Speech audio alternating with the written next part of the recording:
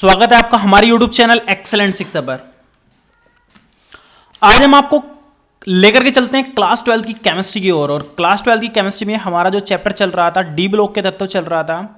तो अगर आपको हमारी वेबसाइट एक्सेलेंट शिक्षा से नोट्स चाहिए तो आपको कुछ नहीं करना है, सिंपल आपको सर्च करना है एक्सेलेंट शिक्षा। जैसे आप सर्च करोगे तो हमारे पास यहाँ पर आपको दो ऑप्शन मिलेंगे, एक तो हमारा यूट्यूब चैनल, एक आपको मिलेगी वेबसाइट। तो आपको वेबसाइट पे आना है, यहाँ पे वेबसाइट में आना है। और सबसे बड़ी बात ये बताऊं आपको, आप चैप्टर के हिसाब से भी सर्च कर सकते हैं। जैसे आपको चैप्टर पढ़ना है डी ब्लॉक के तत्व, तो आप ऐसे लिखिए डी और एफ ब्लॉक के तत्व, सामने लिख दीजिए बस एक्सेलेंट शिक्षा।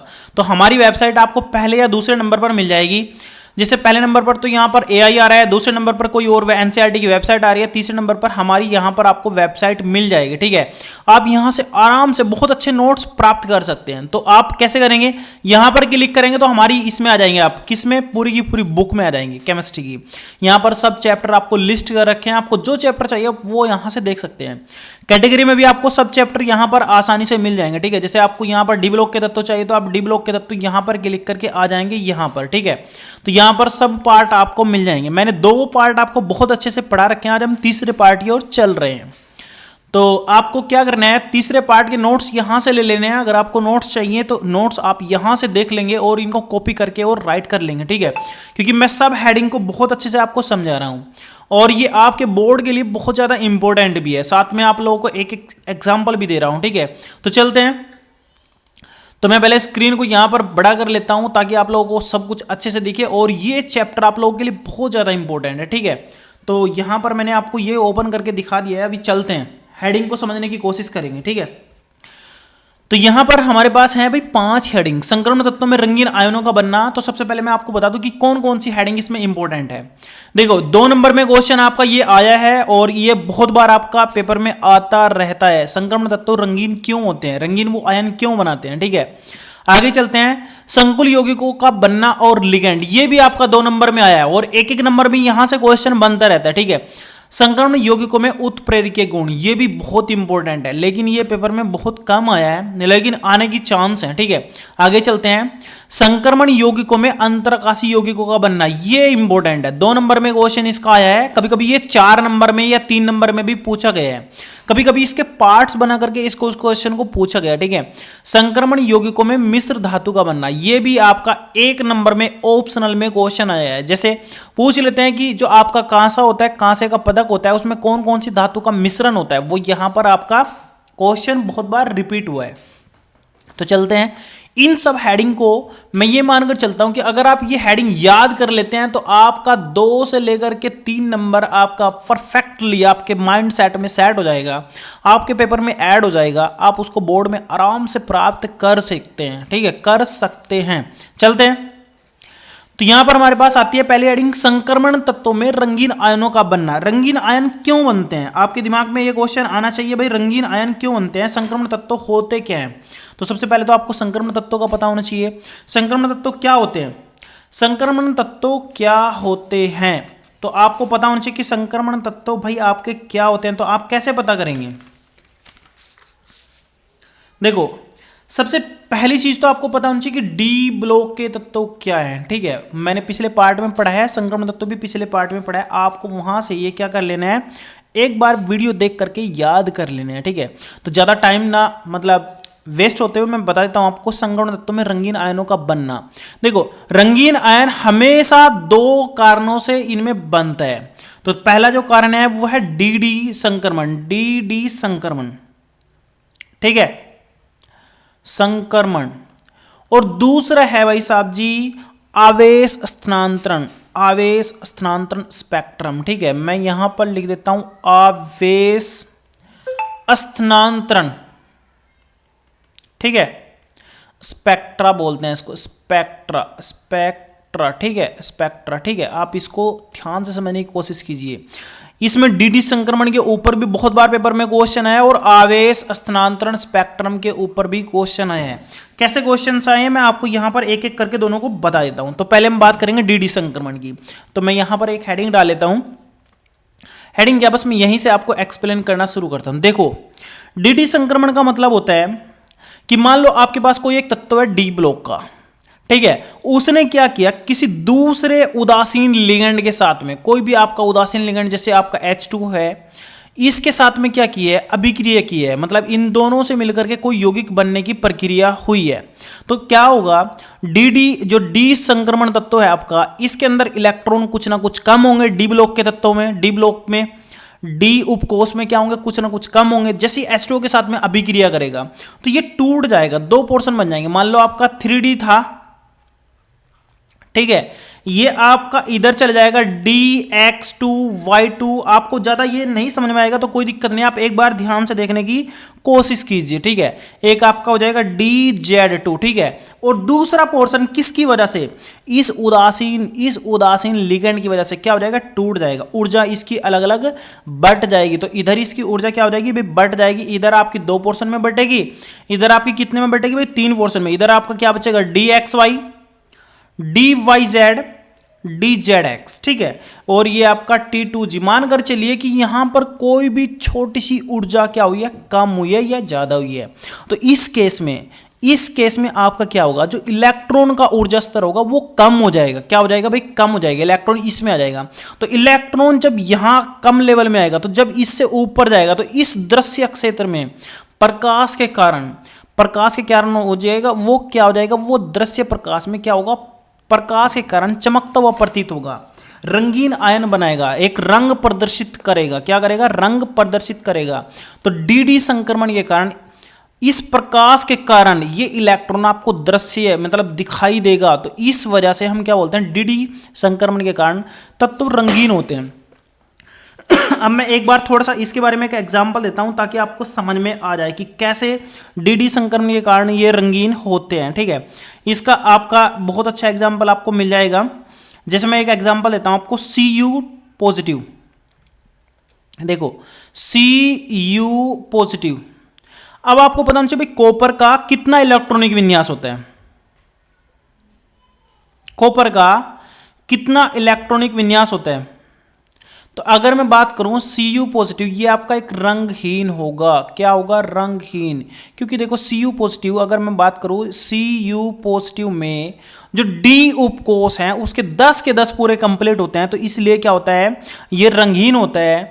और रंगहीन होने का मतलब है कि इसके अंदर डी का संक्रमण नहीं होगा। संक्रमण कब होगा, जब डी उपकोष खाली हो और उदासीन अणु डी उपकोष में जाकर के एक संकुल यौगिक का निर्माण करता हो। और जब संकुल यौगिक का निर्माण होगा तो इलेक्ट्रॉन की ऊर्जा आपकी क्या हो जाएगी, कम हो जाएगी, निम्न स्तर में पहुंच जाएगा। तो इसके और इसके बीच में एक डिफरेंस बन जाएगा जिसमें प्रकाश डलेगा, और डलने के बाद ये आपका क्या होगा, इलेक्ट्रॉन दिखाई देगा। और जो इलेक्ट्रॉन प्रकाश की उपस्थिति में दिखाई देगा उसी के कारण आपका रंग प्रदर्शित होगा, ठीक है। ये क्लियर हो गया ना। इसमें देखो ये क्वेश्चन आपका पेपर में आया है कि Cu पॉजिटिव एक उदासीन है, क्यों है, तो आपका आंसर कैसा होगा क्योंकि ये डी संक्रमण प्रदर्शित नहीं करते हैं। क्यों नहीं प्रदर्शित करते हैं, क्योंकि इनके उपकोष पूरे कंप्लीट हैं। क्या है, पूरे के पूरे 10 के 10 भरे हुए हैं। ऐसे बहुत सारे एग्जांपल मिल जाएंगे, जैसे कैडमियम 2 पॉजिटिव, ये भी आपका पूरा का पूरा 10 प्रदर्शित करेगा। मरकरी Hg2 पॉजिटिव, ये भी आपका पूरा का पूरा 10 प्रदर्शित करेगा, जिसकी वजह से ये उदासीन होंगे, ठीक है। थोड़ा आगे चलते हैं। अभी मैं दूसरे पोर्शन की बात करता हूं, आवेश स्थानांतरण स्पेक्ट्रा की। ये भी आपका बहुत ज्यादा इंपॉर्टेंट है। आवेश स्थानांतरण में क्या होता है, देखो आवेश स्थानांतरण में क्या होता है, पेपर में आया हुआ क्वेश्चन है, बहुत अच्छा क्वेश्चन है, आपको ये समझने की जरूरत है, ठीक है। तो मैं यहां पर लिख लेता हूं, दूसरा पोर्शन है हमारे पास आवेश स्थानांतरण स्पेक्ट्रा, ठीक है। ये भी आपको समझने की थोड़ी सी जरूरत है, ज्यादा इसमें मतलब आपको प्रॉब्लम नहीं होगी, बस थोड़ा सा आपको समझना है, ठीक है। देखो मेरी बात सुनो, मान लो आपके पास कोई एक संक्रमण धातु है, कोई भी एक संक्रमण धातु, मैं यहां पर ब्रैकेट में लिख देता हूं संक्रमण धातु, ये आपकी संक्रमण धातु है, ठीक है। और कोई दूसरा जो है ना, देखो कोई भी दूसरा आपका क्या है भाई, लिगेंड है, ठीक है। तो वो क्या कर रहा है, वो इस संक्रमण धातु के साथ में संपर्क में आ रहा है। क्या कर रहा है, इसके साथ में संपर्क बना रहा है। तो संक्रमण धातु क्या करेगी, अपना इस लिगेंड के साथ में संपर्क करके या तो इससे इलेक्ट्रॉन ले ले, क्या करेगी, इस लिगेंड से क्या करेगी, एक इलेक्ट्रॉन अपनी तरफ ले लेगी। तो इसको लेने के बाद वो इलेक्ट्रॉन जब इसके पास में आएगा, तो इलेक्ट्रॉन इसके पास में आने के बाद ये धातु आपका रंग प्रदर्शित करने लगेगी। आवेश स्थानांतरण का मतलब है ये लिगेंड से कुछ ना कुछ ले रही है, ठीक है। अभी मैं एक बार आपको पढ़ के बता देता हूं ताकि आपको थोड़ा सा समझ में आए। देखो देखो इसमें क्या है, बिल्कुल थोड़ी सी बात है, समझने की बात है। आवेश स्थानांतरण के कारण भी संक्रमण धातुओं के यौगिक रंगीन होते हैं, ठीक है। क्यों होते हैं, इनमें लिगैंड अणुओं आयनों के कक्षकों से इलेक्ट्रॉन धातु आयनों में स्थानांतरित होते हैं। ये जो लिगैंड है, इस लिगैंड से इलेक्ट्रॉन धातु आयन के अंदर स्थानांतरित होंगे, और जब वो स्थानांतरित होंगे इसी बीच प्रकाश डलने के बाद प्रकाश के कारण दृश्य हो जाएंगे, दिख जाएंगे, तो जिसके कारण ये आपको क्या करेंगे, रंगीन दिखाई देंगे। कैसे दिखाई देंगे, रंगीन।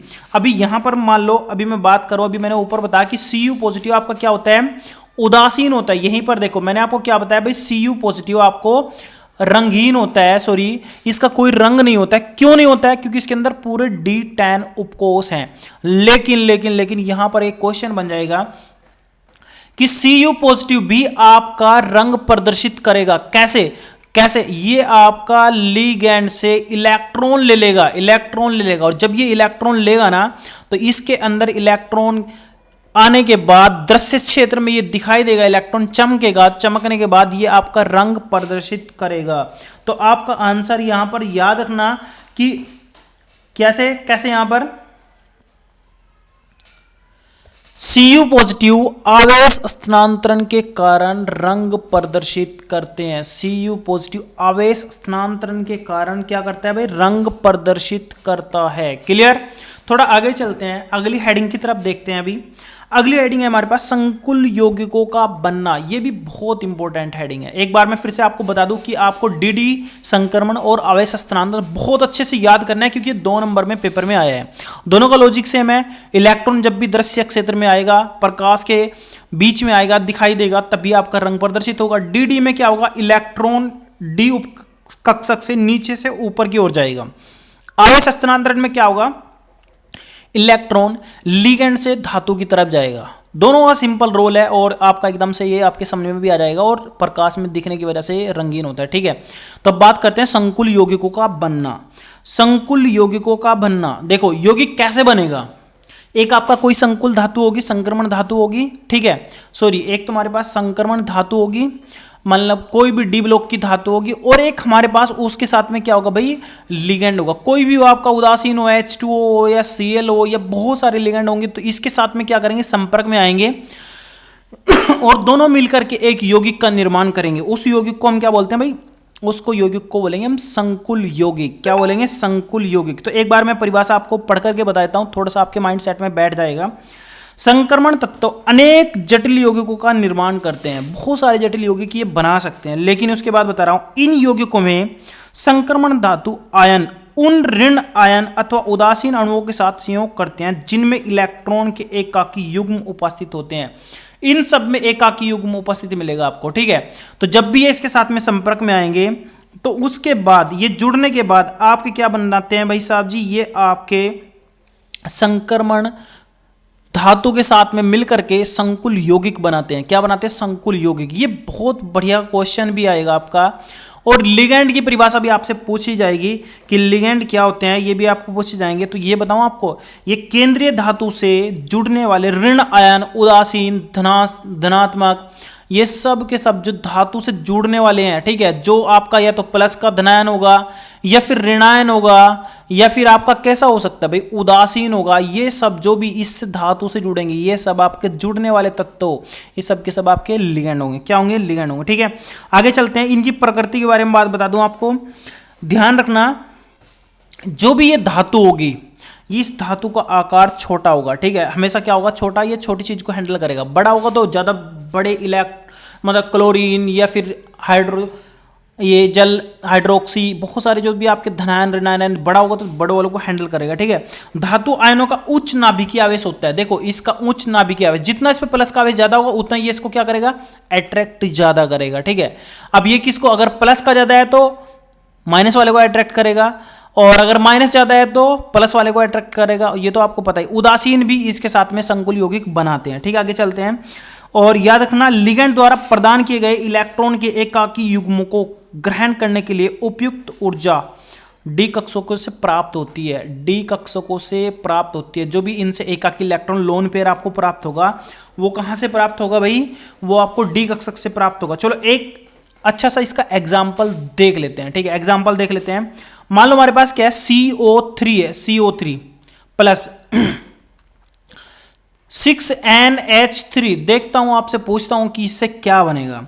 ये आपका क्या है भाई, ये आपका है कार्बन ट्राइऑक्साइड, ठीक है, प्लस आपका 6 अमोनिया है, और आपका मिलने के बाद आपका क्या बनेगा। क्वेश्चन बहुत सिंपल है, तो क्या बनना चाहिए इसमें, बताओ क्या बनना चाहिए। इसमें हमारे पास बनेगा CO, यार ये कोबाल्ट होगा, यार कोबाल्ट होगा ये, CO। अभी देखते हैं अभी क्या बनता है, CONH3 का होल 6, ठीक है, और ये आपका 3 और प्लस जो बनेगा आपका वो क्या बनेगा, प्लस इसमें से आपका क्या बन सकता है, ये 3 प्लस है, सॉरी ये सब का सब ये गलत हो रहा है, ठीक है। ये आपका 3 प्लस ऊपर जाएगा, 3 प्लस ऊपर जाएगा। अभी देखो ये क्या बन रहा है भाई, ये कोबाल्ट के 3 अणु है, कोबाल्ट है यार, ये CO कोबाल्ट, ठीक है, ये आपका 3 है और ये 6 अमोनिया है। तो जब ये मिलकर के बनेगा तो आपका ये बन जाएगा, ठीक है। तो बहुत सारे संकुल यौगिक आप यहां पर ले सकते हैं, बहुत सारे आपको देखने को मिल जाएंगे। अभी मैं एक और संकुल यौगिक आपके सामने लिख देता हूं, ताकि आपको ये अगर कंफ्यूज कर रहा है तो आप इसको छोड़ दीजिए। अभी इसके बारे में मैं भी कंफ्यूज सा हो रहा हूं, लेकिन कंफ्यूज होने की कोई ज़रूरत नहीं है। जब हम इसके बारे में बहुत अच्छे से पढ़ेंगे, नामकरण करेंगे, डी ब्लॉक के तत्वों के बारे में बहुत जानेंगे, ठीक है, तब इनके बारे में हमें अच्छे से देखने को मिल जाएगा। अभी एक बहुत ज़्यादा आपका फेरस साइनाइड है, और ये आपको बहुत देखने को भी मिलेगा, Fe, और ये आपका है भाई CN, ब्रैकेट आपका बंद हो गया, और यहां पर 6, और यहां पर आपका कितना हो गया, 3 नेगेटिव। दूसरा एक और यहां पर बनेगा Fe, ब्रैकेट CN और ब्रैकेट कंप्लीट, और यहां पर 6, और यहां पर आपका बनेगा 4 नेगेटिव। अभी आपके दिमाग में आना चाहिए यार, कि यहां पर आपके दिमाग में आना चाहिए कि ये भी सेम है और ये भी सेम है, लेकिन ऊपर आपका 3 माइनस और 3 प्लस कैसे हो सकता है। तो देखो आंसर बिल्कुल सिंपल है, क्योंकि Fe 3 पॉजिटिव भी प्रदर्शित करता है, और Fe आपका कितना करता है भाई, 2 भी करता है, यानी 4 भी, आप यहाँ पर 2 भी ले सकते हो, ठीक है। Fe2O3, Fe3O4 ऐसे करके 2 प्रोडक्ट बनते हैं ना, तो ये दोनों आपके यहाँ पर बन सकते हैं। तो दोनों की वजह से हमारे पास ये 2 प्रोडक्ट भी बन सकते हैं। अगर आपसे यहाँ पर देखा जाए भाई कैसे हम इसका पता कर सकते हैं, भाई ये 3 दिखा रहा है, 4 दिखा रहा है, देखो यहां पर इसका टोटल कितना है, -3 है, तो मैं -3 यहां रख लेता हूं, अभी मैं इसकी बात कर रहा हूं। तो CN हमारे पास कितना है भाई, 6 है, और यहां पर ACN एक माइनस का होता है, तो ये आपका इधर हो जाएगा आपका -6, प्लस यहां पर ये Fe पता नहीं कितना होगा यार, मैं इसको थोड़ी देर के लिए Fe रख लेता हूं, या फिर X मान लेता हूं, ताकि मैं Fe की यहां पर निकाल लूं ऑक्सीडेशन स्टेट। ये अभी ऑक्सीजन स्टेट की बात कर रहा हूं मैं। तो यहां पर x -6 बराबर -3, तो x का मान आपको पता होना चाहिए, यहां पर 3 ही होगा, 3 -6 बराबर -3 ही बचेगा, तो ये तो हो गया 3। अभी मैं इसकी बात कर रहा हूं, इसमें आपका कैसा केस बचेगा, यहां पर देखो, यहां पर आपका x -6 बराबर हो जाएगा -4, तो यहां पर आपका क्लियर है कि x का मान आपका 2 है। तो यहां पर आपका Fe कितना दिखा रहा है, ऑक्सीजन स्टेट आपकी 2 दिखा रहा है, और यहां पर कितने दिखा रहा है, 3। तो इनमें कंफ्यूज होने की कोई जरूरत नहीं है, आपके आगे भी क्वेश्चन बनेंगे, ठीक है, ये क्वेश्चन आपको आगे भी देखने को मिल जाएंगे, ठीक है, इनमें कोई भी प्रॉब्लम नहीं है। तो थोड़ा आगे चलते हैं। मैं बता रहा था कि संकुल यौगिकों का बनना, संकुल यौगिक आपको कैसे बनेंगे, जब भी कोई लिगैंड धातु के साथ में संपर्क में आने के बाद कोई भी यौगिक बनाएगा तो उसको हम संकुल यौगिक बोलेंगे। यहां पर अगर कोई पूछ ले आपकी संकुल धातु यहां पर कौन है, या फिर धातु कौन है, तो Fe, ये आपका क्या है, धातु है। और यहाँ पर ये आपका क्या है भाई, CN आपका लिगेंड है। क्या है भाई, CN आपका लिगेंड है, ठीक है। तो ये इसके साथ में संयोग करके ये पूरा का पूरा क्या बना रहा है, संकुल यौगिक बना रहा है, ठीक है। तो कंफ्यूज नहीं होना है, बहुत सारे एग्जाम्पल इसमें आपको देखने को आगे भी मिलते रहेंगे। आगे चलते हैं थोड़ा सा। तो आगे हमारे पास है संक्रमण यौगिकों में उत्प्रेरकीय गुण। संक्रमण यौगिकों में उत्प्रेरकीय गुण। देखो, अगर आपको कुछ भी प्रॉब्लम है या कोई क्वेश्चन आपकी समझ में नहीं आया है तो आप कमेंट्स कीजिए, हम आपको प्रॉपरली अगले पार्ट में उसके बारे में डिस्कस करके हम आपको समझा देंगे, ठीक है। तो आगे चलते हैं। संक्रमण यौगिकों में उत्प्रेरकीय गुण। देखो, उत्प्रेरक क्या होता है, अगर आपको पता हो भाई उत्प्रेरक आपका क्या होता है, तो उत्प्रेरक वो होता है जो किसी भी अभिक्रिया की स्पीड यानी वेग को क्या करता हो भाई, प्रभावित करता हो। प्रभावित मतलब वो या तो कम करेगा उसको, या फिर क्या करेगा, ज्यादा करेगा उसको, या फिर उसको क्या करेगा, एक तरीके से रोकने का प्रयास करे, कम ज्यादा या फिर रोक देगा, ठीक है। वो उत्प्रेरक होता है। इसके बहुत सारे एग्जाम्पल आपको मिल जाएंगे, ठीक है। लेकिन यहां पर अभी बात करते हैं कि डी ब्लॉक के तत्वों, जो संक्रमण यौगिक होते हैं, जो डी ब्लॉक के तत्व होते हैं, उनके अंदर जो डी कक्षक होते हैं ना, वो क्या होते हैं भाई, खाली रहते हैं, या फिर या क्या कहते हैं, पूर्ण रूप से नहीं भरे होते हैं। डी कक्षक क्या होते हैं भाई, रिक्त होते हैं। तो जब भी कहीं कक्षक रिक्त होंगे तो वो क्या करेंगे, किसी ना किसी तत्वों को, यौगिक को अपने ऊपर आसानी से रख सकते हैं। मान लो अभी आपके पास कुछ कक्षक यहां पर खाली हैं, तो आप यहां पर रख सकते हैं। एक अच्छा उत्प्रेरक का क्या कर सकते हैं, गुण यहां पर प्रदर्शित कर सकते हैं। देखो, अब मान लो हमारे पास कोई एक ए पदार्थ है, एक बी पदार्थ है, हमें अभिक्रिया करनी है, तो हम दोनों इसके ऊपर जाएंगे और यहां पर ए बी उत्पाद बनाएंगे और फिर बाद में बाहर निकल जाएंगे। इस चीज के बारे में हम अगले चैप्टर में देखेंगे ये भी, क्योंकि बहुत सारी, या फिर इसी चैप्टर में बहुत सारी अभी हमारे पास बहुत सारी अभिकल्पनाएं आएंगी, थ्योरी आएंगी, और यहाँ पर जैसे ऑर्बिट थ्योरी और बहुत सारी थ्योरी यहाँ पर आपको देखने को मिलेंगी, उसमें भी हम इन चीज़ों को जानेंगे, ठीक है। थोड़ा आगे चलते हैं। तो यहाँ पर एक नंबर का क्वेश्चन बन जाएगा। क्या बनेगा क्वेश्चन, एक नंबर का क्वेश्चन क्या बनेगा कि संक्रमण यौगिक अच्छे उत्प्रेरक गुण प्रदर्शित करते हैं, क्यों?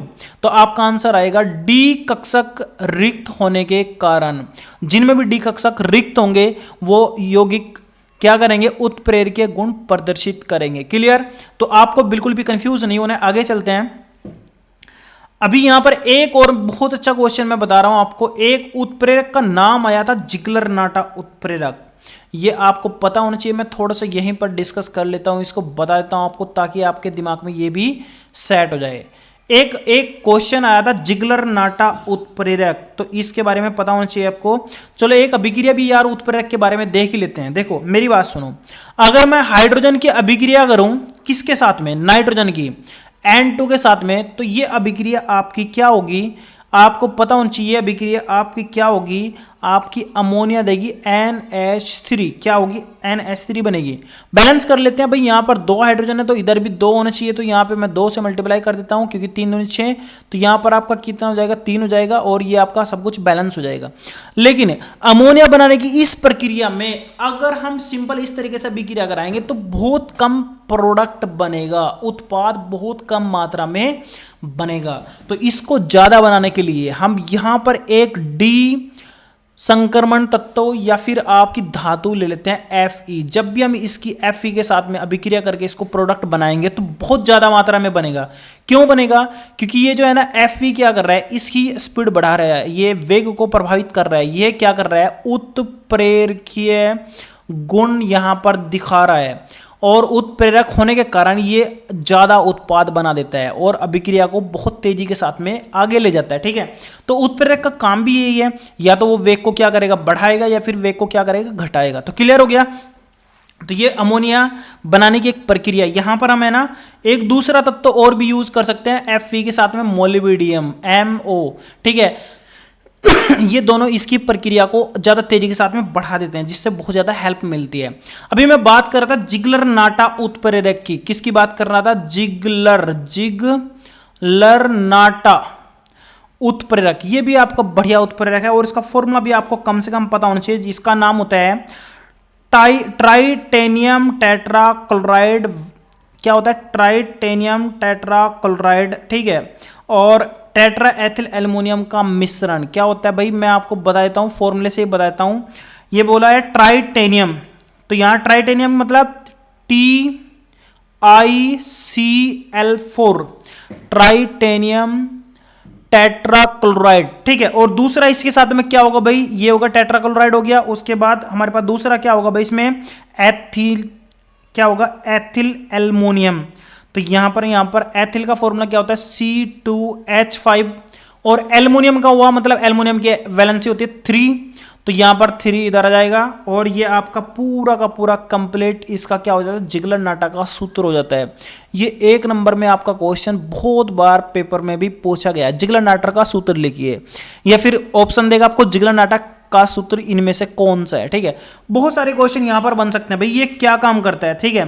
तो यहां पर आपको पता होना चाहिए, ये एथिलीन के बहुलकीकरण में उपयोग होता है। एथिलीन जो तत्व होता है, एथिलीन जो यौगिक होता है, इसके बहुलकीकरण में इसके यूज किया जाता है। बहुलकीकरण का मतलब क्या होता है, मान लो आपके पास एक यूनिट है, कोई भी आपके पास एक यूनिट है, और आपको बोला जाए कि इसकी मुझे 100 यूनिट दो, तो आप क्या करेंगे, इसका बहुलकीकरण करेंगे। क्या करेंगे, बहुलकीकरण करेंगे, ठीक है। तो बहुलकीकरण में आपको यूनिट ज्यादा बनानी होती है, ठीक है। तो यहां पर अगर आपसे कोई परिभाषा, वो सॉरी क्या नाम इसका, एक रिएक्शन मांग ले कि एथिलीन का बहुलकीकरण की एक रिएक्शन दीजिए, तो आप कैसे बताएंगे, आपका होगा यहां पर CH2, ठीक है, और फिर आपका डबल बॉन्ड CH2, ठीक है। इसकी कितनी यूनिट लेंगे आप, N यूनिट लेंगे, ठीक है, N यूनिट आप ऐसे करके ब्रैकेट में लिख लीजिए, इसकी N यूनिट ले लीजिए। और जब आप इसकी जिगलर नाटा के साथ में, किसके साथ में, जिगलर नाटा के साथ में इसकी अभिक्रिया करवा के लेकर के चलेंगे, तो फिर आपको यहां पर क्या मिलेगा, यहां पर आपको मिलेगा CH2, फिर CH2, फिर यहां पर आपको N मिल जाएगा, ठीक है। ये आपकी बहुत सारी एथिलीन की यूनिट मिल जाएंगे, ठीक है। क्लियर हो गया। आगे चलते हैं थोड़ा सा। अब अगली जो हेडिंग है हमारे पास वो है संक्रमण यौगिकों में अंतराकाशी यौगिकों का बनना। तो सबसे पहले तो आपको पता होना चाहिए अंतराकाशी यौगिक होते क्या हैं, अंतराकाशी यौगिक क्या होते हैं और ये कैसे बन सकते हैं। देखो, अंतराकाश के बारे में बात करता हूं सबसे पहले। अंतराकाश, अंतराकाश, ठीक है, ये आधा भी अंक की बिंदी भी हो सकती है या फिर पूरा भी लिखा जा सकता है।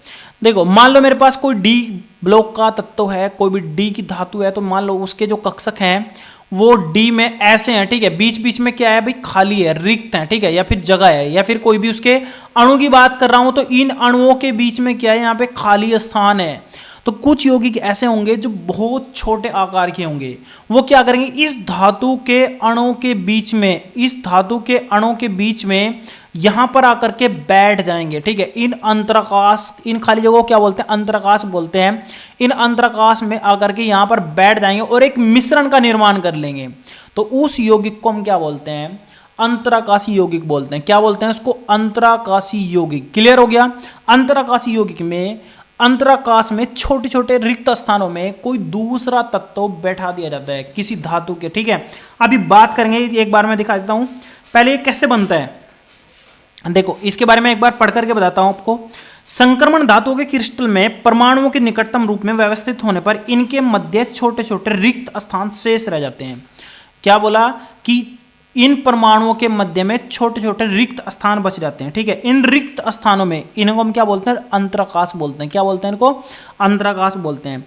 इन अंतराकाश में छोटे छोटे अधातु परमाणु, बहुत सारे अधातु परमाणु, जैसे कि मान लो भाई हाइड्रोजन, और भी आप बोरोन, और भी यहाँ पर कार्बन, और भी नाइट्रोजन, ये सब क्या करेंगे, अगर हम इसके अंदर रख देंगे तो इनमें रखने के बाद एक परमाणु बना लेते हैं। इसके बाद जो भी यौगिक आपका बनेगा उसको बोलते हैं अंतराकाशी यौगिक।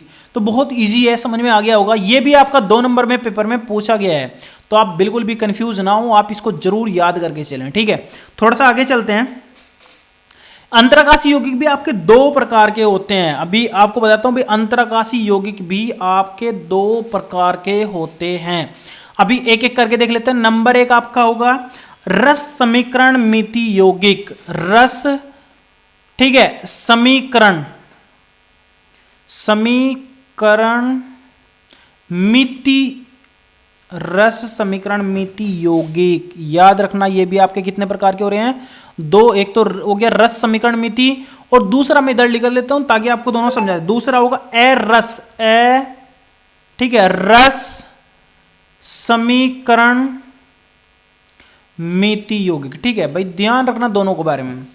तो यहां पर कैसे होंगे, ऐसे यौगिक जिनके अणुसूत्र निश्चित होते हैं, मतलब आप क्या करेंगे किसी भी फॉर्मूले से इसको लिख सकते हैं, ऐसे यौगिक जिनके सूत्र निश्चित होते हैं, NH3 अमोनिया, दूसरा आपका होगा COH2, ठीक है, और तीसरा आपका FeH2, ऐसे जो हमारे पास जिनका सूत्र क्या होता है निश्चित होता है उनको बोलते हैं रस समीकरण मिति यौगिक। अभी अगर मैं यहीं पर बात करूं, ऐसे यौगिक जिनका सूत्र निश्चित नहीं हो सकता, अनिश्चित होता है, अब जैसे कि मान लो कैसे Fe हुआ और यहां पर आपका ये हो गया 0.94 और ऑक्सीजन आपका पूरा का पूरा कंप्लीट है। इसमें क्या मैटर हुआ है, इसमें धातु का पूरा 100% यूज नहीं हुआ है, पूरा 100% नहीं है, 94 है, और ऑक्सीजन आपकी कितनी है 100%। तो ऐसे करके भी लिख सकते हैं Fe 94% और ऑक्सीजन आपकी कितनी 100% है। तो ये क्लियर हो गया। ऐसे बहुत सारे यौगिक मिल जाएंगे आपके पास, बहुत सारे FeO के भी मिल जाएंगे, ठीक है। तो इनका तो सूत्र क्या होता है निश्चित होता है, और इनका सूत्र आपका निश्चित नहीं होता है। क्लियर हो गया। थोड़ा आगे चलते हैं, अब बात करते हैं अंतराकाशी यौगिकों के गुणों के बारे में। भाई अंतराकाशी के यौगिकों के गुण भी आपको कम से कम 2-4 गुण तो भाई यहां पर आपको पता होना चाहिए भाई, जो सिंपल आप याद कर सकते हैं, ठीक है। तो यहां पर मैं किसकी बात करूंगा, गुण की बात करूंगा, ठीक है। नंबर 1 देख लेते हैं, अंतराकाशी यौगिकों के गलनांक उच्च होते हैं। याद रखना जो टीपू सुल्तान की जो तलवार थी वो लोहे को काट देती थी। क्यों काट देती थी क्यों काट देती थी, क्योंकि उसके अंदर जो था ना वो धातुओं का मिश्रण था, और जो धातुओं का मिश्रण होता है उसकी सारी की सारी प्रॉपर्टी ओरिजिनल धातु से बदल जाती हैं, ठीक है। तो यहां पर उनका गलनांक उच्च हो जाएगा, क्वथनांक उच्च हो जाएगा, और उनकी एज स्कोर ज्यादा मतलब तेज हो जाएगी। तो यहां पर इसका एक सिंपल सा आप उदाहरण याद रख सकते हैं, इनका गलनांक क्या होता है भाई, गलनांक क्या होता है उच्च हो जाता है। गलनांक क्या होता है उच्च होता है, क्या होता है उच्च होता है। क्लियर। दूसरी बात करते हैं, दूसरी इसने बताया ये अति कठोर होती हैं। जब भी आप ये देखना आपको पता होना चाहिए 24 कैरेट आपका सोना होता है, उसमें क्या मतलब होता है, उसमें कुछ ना कुछ किसी अन्य धातु की मिलावट होती है, प्योर नहीं होता। अगर आप प्योर सोने की बात करेंगे वो बहुत मुलायम होगा। तो यहां पर क्या होता है, ये आपकी कठोर होते हैं, बहुत ज्यादा कठोर होती हैं, बहुत ज्यादा क्या होती हैं भाई कठोर होती हैं। आगे चलती यहां तक कि कुछ कठोरता तो लगभग हीरे के समान होती हैं। आपने हमारे पास सिलिकॉन सुना होगा, सिलिकॉन से कांच काटते हैं, कांच जो कटता है वो भाई हीरे से नहीं काटता कोई भी, क्योंकि हीरा बहुत महंगा होता है, सिलिकॉन से काट लेते हैं। बहुत सारी चीजें और यहाँ पर आपको मिलती है। आगे चलते हैं, नंबर 3, इन यौगिकों में धातुओं की चालकता अपरिवर्तित रहती है। अभी मान लो आप ऐसा करके मानकर चलें कि आपका FeL लोहा है भाई, चालक है, ठीक है। जब आप इसकी कोई धातु के साथ में मिश्रण कर लेंगे, अंतराकाशी यौगिक बना लेंगे, तो याद रखना ये चालक तो रहेगा, लेकिन अगर ये यहां पर 100% चालक था तो उसके बाद ये 50% भी रह सकता है, ये आपका 30% भी रह सकता है, क्योंकि वो अचालक पदार्थ इसके अंदर डाला गया है। तो इनकी चालकता क्या होगी भाई, प्रभावित हो जाएगी। चालकता क्या हो जाएगी, प्रभावित हो जाए। क्लियर होगी। चौथा पॉइंट एक और देख लेते हैं, ये रासायनिक रूप से निष्क्रिय होते हैं। अब जब उसके अंदर अधातु मिक्स हो गई तो ये किसी के साथ में अभिक्रिया नहीं करेंगे, ये आपके क्या हो जाएंगे भाई, निष्क्रिय होते हैं। क्या होते हैं, निष्क्रिय होते हैं। क्लियर हो गया, कोई दिक्कत नहीं। 4 पॉइंट आप आराम से याद रखिए। एक बार मैं फिर से रिपीट कर देता हूं, इनका गलनांक उच्च हो जाएगा, कठोर हो जाएंगे, चालकता इनकी प्रभावित हो जाएगी, निष्क्रिय हो जाएंगे, ठीक है। क्लियर। तो ये आपको अंतराकाशी यौगिक में लिखना पड़ेगा। अंतराकाशी यौगिक आपका 2 से 3 नंबर में आ जाएगा, ठीक है। आगे चलते हैं, अब बात करेंगे संक्रमण यौगिकों में मिश्र धातु का बनना। मिश्र धातु आप कैसे बनाएंगे, देखो मिश्र धातु का बनना सिंपल, मैं एक चीज से बता देता हूं आपको। अगर आपकी एक तो संक्रमण धातु है, फिर आपने कोई अधातु इसके अंदर मिलाया, या फिर कोई भी धातु मिलाई, इसमें आप कई सारी धातुएं मिला करके आप क्या कर रहे हैं, मिश्रण तैयार कर रहे हैं, वो आपका क्या होगा, मिश्र धातु होगा। क्या होगा भाई, मिश्र धातु होगा। जैसे मैं अभी बात करता हूं, इसमें बहुत सारे एग्जाम्पल आपके पेपर में मिल जाते हैं। अभी मान लो आपका एक पेपर में क्वेश्चन आ गया कि पीतल, क्या बोलते हैं भाई, पीतल के बारे में बात करते हैं। तो पीतल जो होता है आपका ब्रास होता है, इंग्लिश में हम इसको बोलते हैं भाई ब्रास, ठीक है। ब्रास में हमारे पास क्या होता है भाई, 60% से लेकर के 80% तक आपका कॉपर होता है। क्या होता है भाई, कॉपर, Cu, ठीक है। और इसमें 20 से लेकर के आपका 40% तक आपका क्या होता है भाई, जिंक होता है। ये आपको याद करना पड़ेगा, ठीक है, ये आपको पता होना चाहिए, तब जा करके आपकी ये मिश्र धातु बन रही है, ठीक है। अभी मैं एक दो और एग्जांपल देख लेता हूं जो पेपर में बहुत ज्यादा मोस्टली पूछे जाते हैं। दूसरा एक एग्जांपल है भाई कांसा। आपको पता भी होगा कि कांसा का क्या मिलता है भाई, एक मेडल मिलता है। कांसे को इंग्लिश में ब्रोंज मेडल बोलते हैं, BRONZE, ब्रोंज मेडल, ठीक है, पता भी होगा आपको इसके बारे में। इसमें भी दो तीन धातु होती हैं, जैसे कि मान लो अभी मैं बताता हूं आपको भाई, इसमें आपका 80% आपका होता है कॉपर, ठीक है, और इसमें एक और होता है 20% आपका होता है SN होता है इसके अंदर, ठीक है, ये आपका कॉपर होता है, तब जाकर के आपका कांसा बनता है। अभी और भी मैं एक एग्जांपल आपके सामने लेता हूं, कॉइन मेटल, जो आपका मुद्रा होता है ना, यानी जो आपका सिक्का होता है, कॉइन मेटल के बारे में बताता हूं। कॉइन मेटल, ठीक है, कॉइन मेटल के बारे में आपको बता दूं मैं, कॉइन मेटल में हमारा 95% आपका कॉपर होगा, ठीक है, और इसमें हमारे पास 4% स्टेनस होगा, स्टेनस यानी टीन, ठीक है, और आपका 1% इसके अंदर होगा आपका फास्फोरस यानी P होता है, ठीक है। तो इतनी चीजें क्लियर हो गई। और भी आप एक गन मेटल का भी क्वेश्चन बहुत बार पेपर में पूछ लिया जाता है। चौथा होता है गन मेटल। गन मेटल के बारे में बताता हूं, इसमें 88% आपका कॉपर होगा, इसमें 10% आपका SN होगा, ठीक है, और 2% आपका क्या होगा इसके अंदर, जिंक होगा। याद रखना SN आपका बहुत ज़्यादा हार्ड बढ़ाने के लिए, हार्ड करने के लिए उसको यूज़ किया जाता है। तो ये आपके सब के सब क्या होते हैं भाई, इसमें मिश्र धातु बनाने में आपका योगदान देते हैं। और आपको बता दूं यहाँ पर कि मिश्र धातु के गुण में अगर आप देखेंगे, किसकी बात करेंगे भाई, गुणों के बारे में बात करेंगे, तो गुण भी देख लेते हैं इसके। ये अत्यधिक कठोर होंगे, इनकी कठोरता आप असीमित देखेंगे, असीमित, बहुत ज़्यादा कठोर होंगे। अगर मैं आगे बात करूं तो इनका गलनांक यानी गलने की जो कैपेसिटी थी ना, पहले कम थी, लेकिन अब ये क्या हो जाएगा, ऊंच हो जाएगा, बहुत ज़्यादा ऊंच होगा यार, गलनांक बहुत ज़्यादा ऊंच हो जाएगा।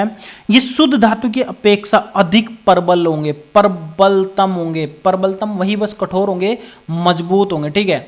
आगे बात करूं, ये शुद्ध धातु की अपेक्षा कम विद्युत चालकता प्रदर्शित करेंगे, वही, ये तो कम तो हो ही जाएंगे यार, क्योंकि इनके अंदर मिक्स हो गया ना, किसी कई पदार्थों का क्या हो जाएगा, मिक्सचर हो जाएगा, ठीक है। तो ये पूरा का पूरा आज का मैंने पार्ट आपको कंप्लीट करवा दिया है। अगर आपका कोई भी क्वेश्चन रहता है, कोई भी आपको क्वेश्चन रहता है, एनी क्वेश्चन आप हमें कमेंट्स में पूछ सकते हैं। व्हाट्सएप पे फुल सपोर्ट आपको मिल रही है, ठीक है, और बहुत जल्दी आपका नेक्स्ट पार्ट का नोट्स भी अपलोड होने वाला है। तो अगर आपको कुछ भी पूछना है तो हमसे जरूर पूछिए, और वीडियो को शुरू से लास्ट तक जरूर देखिए और लाइक कीजिए, और हम आपसे सपोर्ट की उम्मीद करते हैं। आप चैनल को सब्सक्राइब जरूर करिए, ठीक है।